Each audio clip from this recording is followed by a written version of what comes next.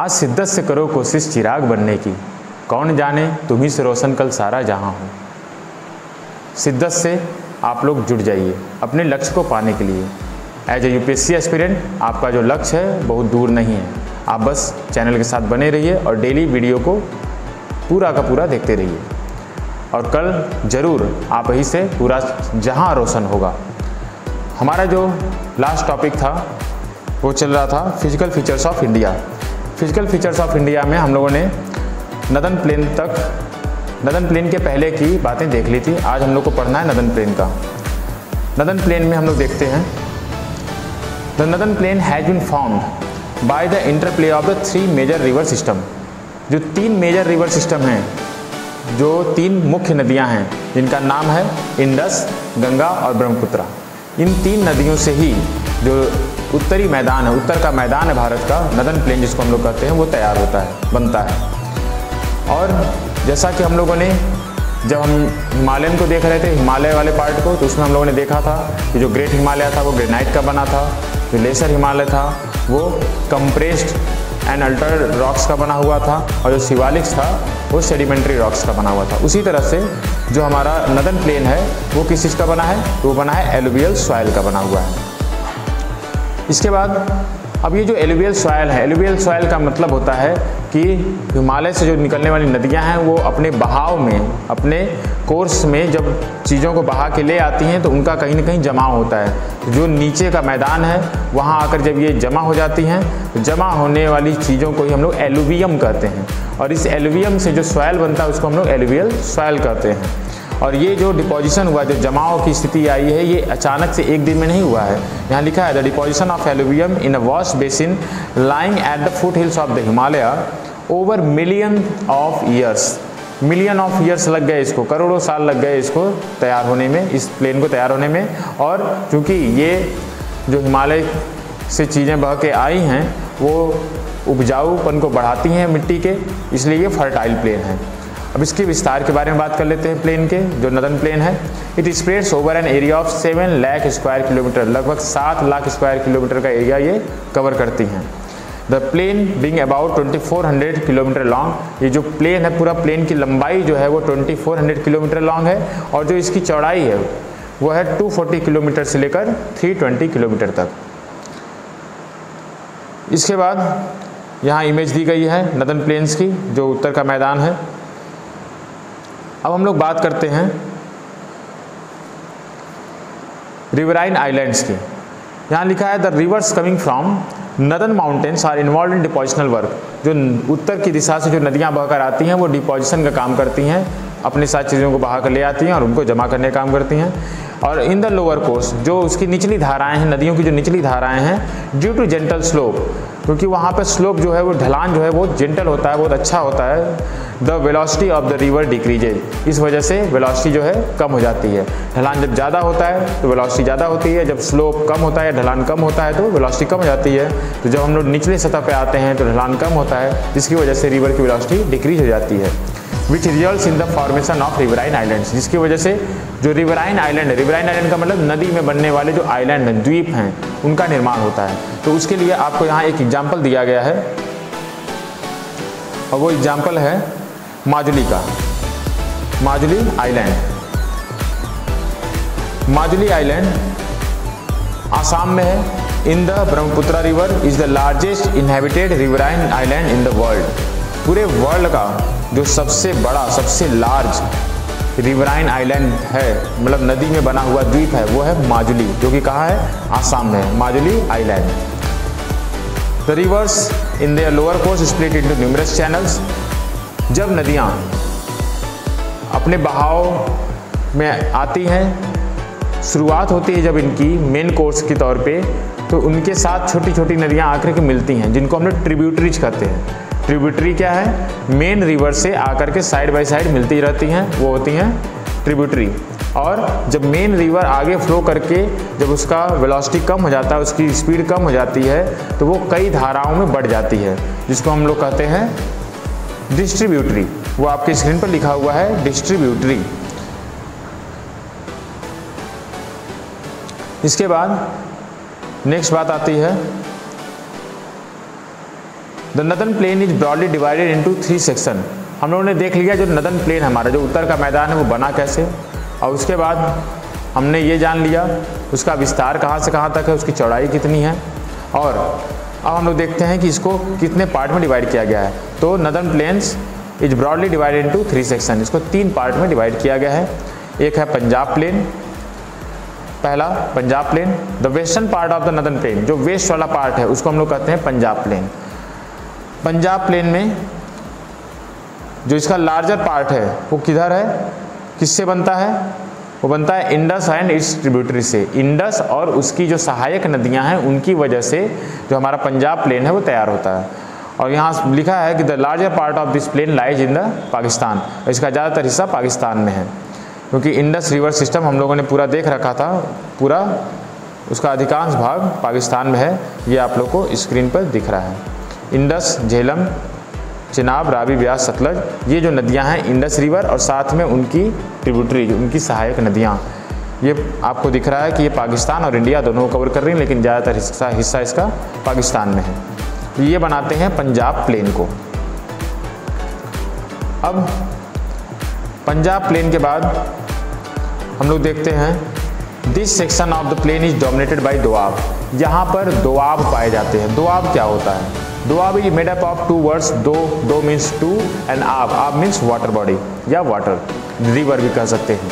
Similarly Punjab भी 2 word से, पंज धन आब, तो पंज मतलब 5 हो गया और आब मीन्स वाटर हो गया। तो पंजाब का मतलब हो गया ऐसा लैंडमास, ऐसा सिस्टम जो कि 5 तरफ से नदियों से घिरा हो या जहाँ 5 नदियाँ हों, ठीक, वो हो गया पंजाब। और दोआब जहाँ 2 नदियाँ हों, जब 2 नदियों से घिरा हुआ भाग रहेगा, लैंडमास रहेगा, तो उसको हम लोग दोआब कहेंगे। The Ganga plain extends between Ghaggar and Teesta river. तो इस तरह से हम लोगों ने इंडस रिवर सिस्टम देख लिया। अब हम लोग देखते हैं गंगा रिवर सिस्टम को। तो गंगा रिवर सिस्टम को बता रहा है कि ये घग्गर से लेकर तिस्ता रिवर तक फैला हुआ है, और इसका जो एक्सटेंशन है वो कहाँ कहाँ है? हरियाणा, दिल्ली, यूपी, बिहार और पार्टली झारखंड एंड वेस्ट बंगाल। झारखंड का थोड़ा सा हिस्सा, वेस्ट बंगाल, यूपी, बिहार, दिल्ली एंड हरियाणा का जो लगा हुआ क्षेत्र है, ये सब गंगा रिवर सिस्टम में आ जाते हैं। गंगा रिवर में नहीं, आप लोग कंफ्यूज मत हो जाएगा कि दिल्ली में गंगा कहाँ है, दिल्ली में यमुना, बट रिवर सिस्टम की यहाँ बात हो रही है। और रिवर सिस्टम क्या होते हैं? Reverse and it's tributaries makes the river system. नदी, मुख्य नदी और उसकी जो सहायक नदियाँ हैं उनको मिला करके हम लोग रिवर सिस्टम कहते हैं। तो गंगा और उनकी सहायक नदियों से जो क्षेत्र, सहायक नदियों से लगा हुआ जो क्षेत्र है वो गंगा रिवर सिस्टम में आ जाता है। इन द ईस्ट में क्या है? तो हम लोगों ने वेस्ट में देख लिया, वेस्ट में इंडस रिवर सिस्टम हो गया, सेंटर में क्या है? गंगा रिवर सिस्टम हो गया, और ईस्ट में क्या है? ब्रह्मपुत्र रिवर सिस्टम, जो कि आसाम, अरुणाचल वाले क्षेत्र में आता है। अगर हम लोग बात करें रिलीफ फीचर्स की, तो जो नदर्न प्लेन है, जिस तरह से हिमालय को हम लोगों ने 3 भाग में बांटा था, उसी तरह से नदर्न प्लेन को भी 4 भागों में बांटा जा सकता है। पहला है भाबर, दूसरा है तराई, तीसरा है भांगर, और भांगर के बाद आता है खादर। भांगर एंड खादर। तो हम लोग एक एक करके बारी बारी से देख लेते हैं क्या होता है। भाबर क्या चीज़ है? हम लोगों ने देखा था हिमालयन रेंज को। हिमालय में सबसे ऊपर ग्रेट हिमालय, फिर लेसर हिमालय, फिर शिवालिक। शिवालिक के बाद नदर्न प्लेन स्टार्ट हो जाता है। तो शिवालिक के बाद अचानक से नदर्न प्लेन नहीं आता। शिवालिक और नदर्न प्लेन के बीच में जो 8 to 16 किलोमीटर का जो वेरिएशन है, 8 से लेकर 16 किलोमीटर का जो गैप है, वो क्षेत्र जो होता है वो भाबर का क्षेत्र होता है। भाबर के क्षेत्र में क्या होता है? ये वो क्षेत्र है जहाँ पर हमको कंकड़ पत्थर देखने को मिलते हैं, बड़े बड़े बोल्डर जैसे कंकड़ पत्थर देखने को मिलते हैं। अब उनके नीचे से नदियाँ निकल जाती हैं। तो जब आप पानी में कंकड़ रख देते हैं या पत्थर रख देते हैं, तो पत्थर के नीचे से पानी निकल जाएगा और आपको लगेगा सिर्फ पत्थर रखा है। या आप इसको एक्सपेरिमेंट करना चाहें तो एक छोटे से एरिया में बहुत सारे पत्थर रख दें और उसमें आप किसी बकेट से पानी को गिरा दें, और वो पानी जो गिरेगा वो उन पत्थर के नीचे से धीरे धीरे करके स्लोप पर से बह जाएगा और आपको लगेगा कि वो पानी गया कहाँ। और फाइनली जहाँ आपका पत्थर खत्म होता है, वो पिबल्स खत्म होते हैं, वहाँ से पानी निकलता हुआ आपको दिखेगा। तो जहाँ आपका पानी गायब हो जा रहा है वो भाग कहलाता है भाबर। तो यहाँ भाबर के बारे में क्या लिखा है, all the streams disappear in the Bhabar belt, जो भी जल धाराएं हैं वो सब यहाँ पे डिसअपियर हो जाती हैं, गायब हो जाती हैं। बट जब हम लोग तराई रीजन में आते हैं तो वहाँ पर ये री इमर्ज हो जाती हैं। क्या लिखा है, रिवर्स री इमर्ज, जो जिस क्षेत्र में आकर के वो नदियाँ वापस से हमको दिखाई देने लगती हैं उसको हम लोग तराई रीजन कहते हैं। और ये कैसी होती हैं, ये वेट होती हैं, स्वैम्पी होती हैं और मार्सी होती हैं। मतलब गीला भूभाग होता है, दलदली भूभाग होता है, उसको हम लोग तराई रीजन कहते हैं। तो नदर्न प्लेन के दो भाग हम लोगों ने देख लिए, एक भाबर का जहाँ पर नदियाँ डिसअपियर हो जाती हैं, और तराई जहाँ पर वो री इमर्ज हो जाती हैं, पुनः हमको दिखने लग जाती हैं। इसके बाद बात आती है, The forests have been cleared to create agricultural land and to settle migrants from Pakistan after partition। इस क्षेत्र में पाकिस्तान से आए हुए माइग्रेंट्स को बसाने के लिए यहाँ का जो फॉरेस्ट था उसको हटाया गया, यहाँ पर एग्रीकल्चर को बढ़ावा दिया गया।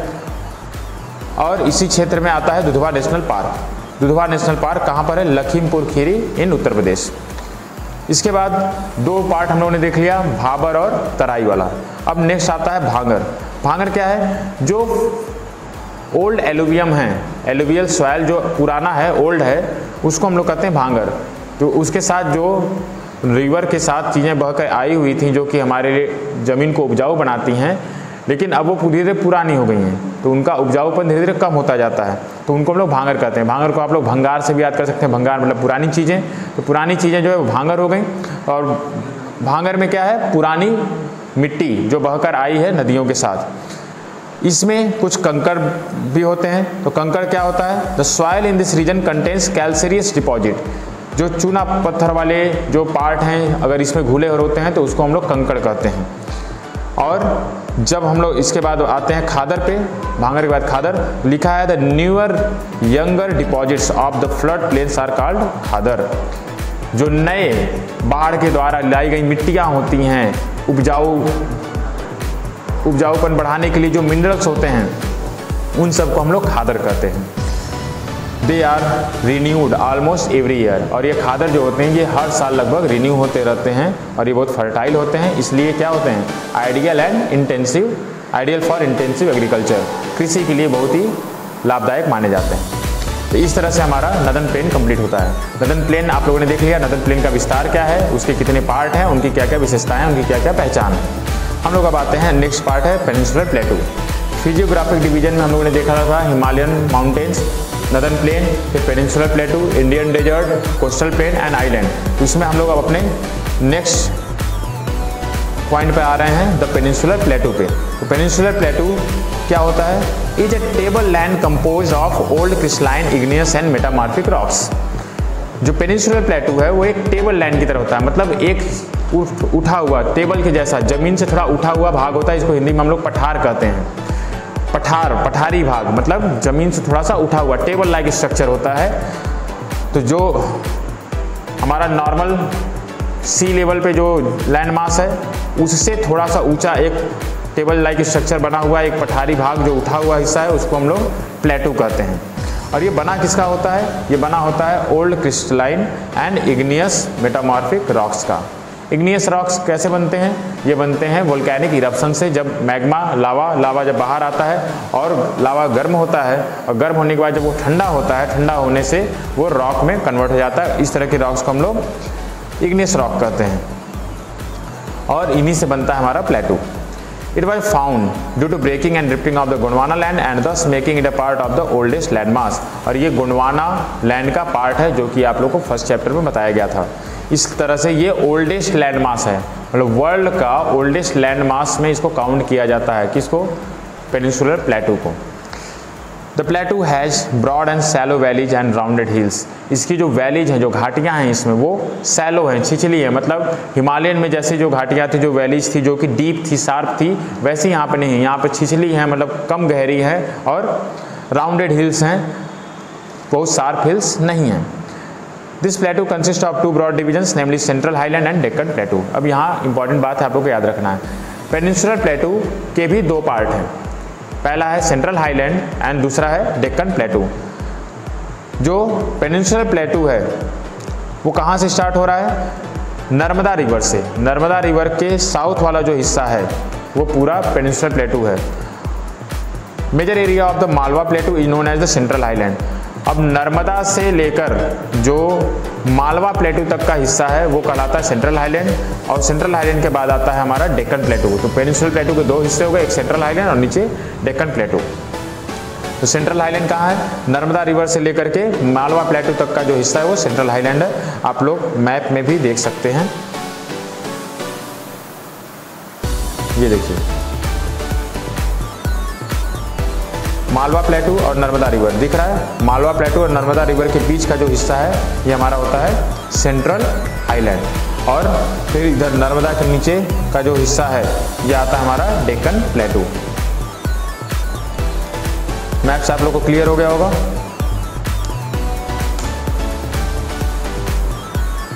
Now central highlands are wider in the west but narrower in the east. इस बात को ध्यान रखना आप लोग को।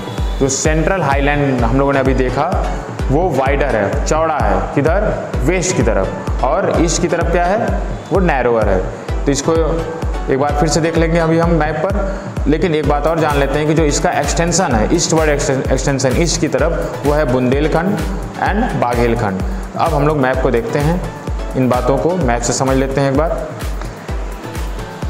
ये हमारा मालवा प्लेटू और नर्मदा रिवर के बीच का जो ये हिस्सा है ये हमारा हो गया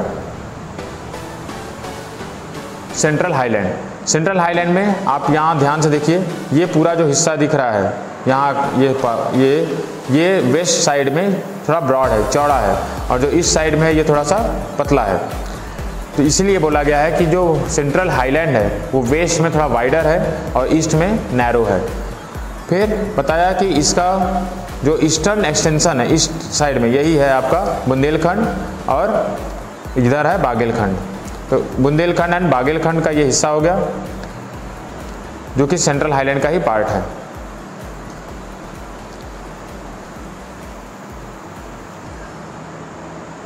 इसके बाद बात आती है छोटा नागपुर प्लेटू की। द छोटा Nagpur प्लेटू marks the further eastward extension drain by the Damodar river. हम लोगों ने क्या देखा?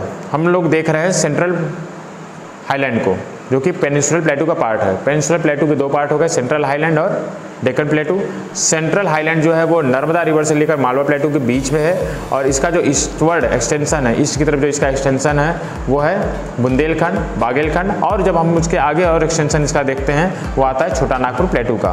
तो छोटा नागपुर प्लेटू जिसमें दामोदर रिवर ड्रेन करती है, तो छोटा नागपुर प्लेटू आप लोग को मैप में यहाँ दिख रहा है। छोटा नागपुर प्लेटू, छोटा नागपुर प्लेटू दिख रहा है साफ साफ। छोटा नागपुर प्लेटू वाला हिस्सा ये है। तो यहाँ तक ये पूरा सेंट्रल हाईलैंड, ये जो थोड़ा डार्क ब्राउन कलर में आप लोग को दिख रहा है इस तरह से, ये पूरा हिस्सा ये क्या है? छोटा नागपुर प्लेटू तक ये सेंट्रल हाईलैंड है। क्लियर हो रहा है आप लोग को?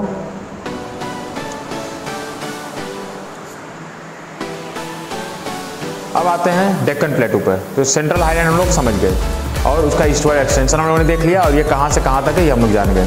डेक्कन प्लेटू में क्या है? Deccan plateau is a triangular land मास। ये ट्रायंगुलर लैंड मास है, ट्रायंगल के शेप का है, दिख रहा है, ये पूरा ट्रायंगल के शेप में लिखा है डेक्कन प्लेटू। डेक्कन प्लेटू ट्रायंगुलर शेप में इस तरह से बना हुआ है। इंडिया का जो सदर्न पार्ट है, साउथ वाला जो हिस्सा है वो डेक्कन प्लेटू है। Deccan plateau is a triangular land mass that lies to the south of the river Narmada. Narmada के साउथ में है। तो हम लोगों ने क्या देखा था अभी? सेंट्रल हाईलैंड मालवा से लेकर नर्मदा तक, और नर्मदा के नीचे वाला हिस्सा डेक्कन प्लेटू। पेनिनसुलर प्लेटू के दो पार्ट, ठीक, ऊपर सेंट्रल हाईलैंड और नीचे डेक्कन प्लेटू। डेक्कन प्लेटू ट्रायंगुलर शेप में है जो कि नर्मदा रिवर से के साउथ में है। The Satpura range flanks its broad base in the north, while the Mahadev, the Kaimur Hills and the Makkal Range form its eastern extension। North में क्या है? इसके सतपुड़ा रेंज है। किसके? डेक्कन प्लेटू के। डेक्कन प्लेटू के नॉर्थ में सतपुड़ा रेंज है, नर्मदा रिवर वाला जो हिस्सा है वहाँ सतपुड़ा रेंज, और इसके ईस्ट में क्या है? Mahadev hills, Kaimur hills and Maikal hills. ये तीनों हिल्स इस डायरेक्शन में हैं डेक्कन प्लेटू के।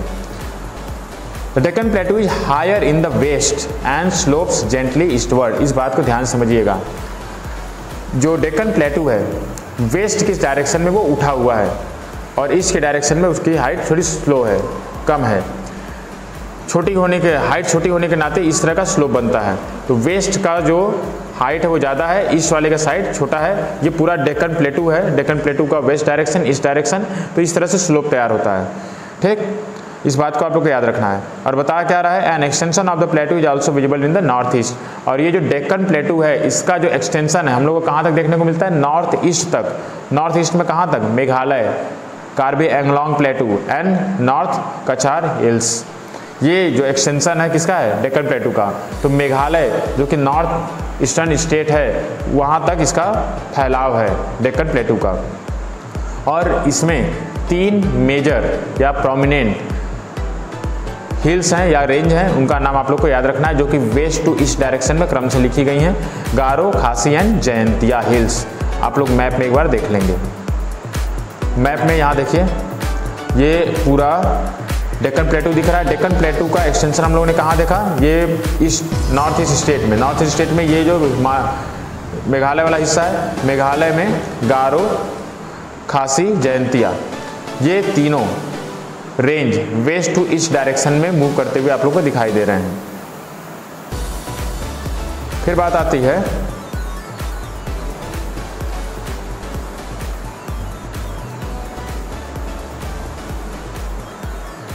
Western Ghats and eastern Ghats.